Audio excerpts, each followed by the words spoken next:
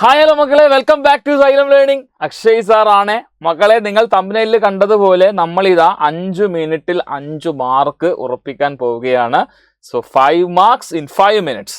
So ഈ ഒരു session നിങ്ങൾ എന്ത് ചെയ്യണം? തുടക്കം മുതൽ അവസാനം വരെ 5 മിനിറ്റ് സമയം നിങ്ങൾ എന്ത് ചെയ്യണം? കൃത്യമായി കാണുക. തീർച്ചയായിട്ടും നിങ്ങൾക്ക് ഉപകാരപ്രദമാവുന്ന ഒരു സെഷൻ തന്നെ ആയിരിക്കും. സോ നമുക്ക് ഒട്ടും സമയം കളയാതെ നമുക്ക് നമ്മുടെ ക്വസ്റ്റ്യൻസിലേക്ക് കിടക്കാം. The first question: The dash of birds are modified to hold muscles of flight. നമുക്കറിയാം, പക്ഷികൾ പറക്കുന്നവരാണ്. അപ്പോൾ പറക്കുന്നതിന് വേണ്ടി തീർച്ചയായിട്ടും പറക്കലിന് മസിൽസ് സഹായിക്കണം.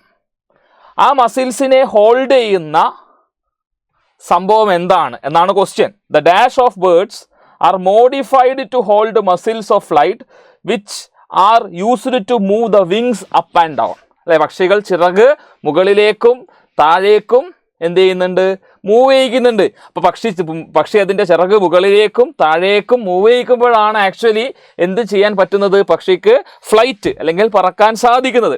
അപ്പോൾ പക്ഷി ഇങ്ങനെ ചിറകുകളെ മുകളിലേക്കും താഴേക്കും ആക്കുന്നതിന് വേണ്ടി അതിന് മസിൽസ് സഹായിക്കണം. ആ മസിൽസിനെ കീപ്പ് ചെയ്യുന്ന അല്ലെങ്കിൽ ആ മസിൽസ് ഹോൾഡ് ചെയ്യുന്ന ഭാഗം ഏതാണ് എന്നാണ് question. Choose the correct option. അപ്പോൾ ഇവിടെ ഡാഷിൽ നമുക്ക് ബാക്ക് ബോൺ വരുമോ? ഇല്ല, ബാക്ക് ബോൺ അല്ല, ഷോൾഡർ ബോൺ അല്ല, ടെയിൽ ബോൺ അല്ല.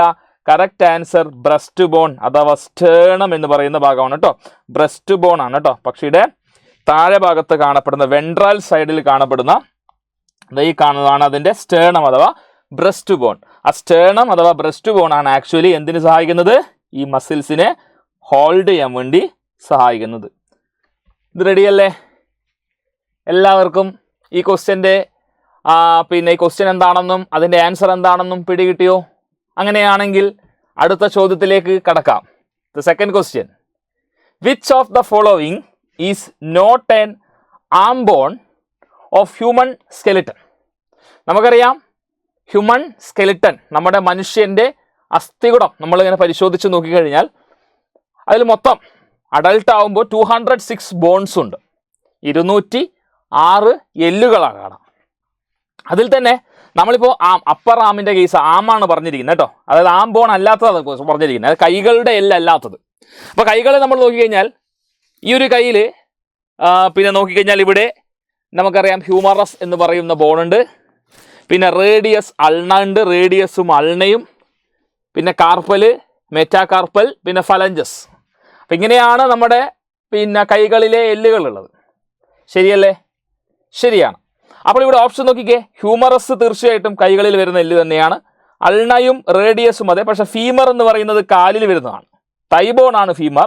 സോ അതാണ് ഇവിടുത്തെ ഈ ആംബോണിൽ പെടാത്തത് ഇത് തന്നെയാണ്. ഓക്കെ, അപ്പോൾ ആൻസർ ഈസ് സി, ഫീമർ.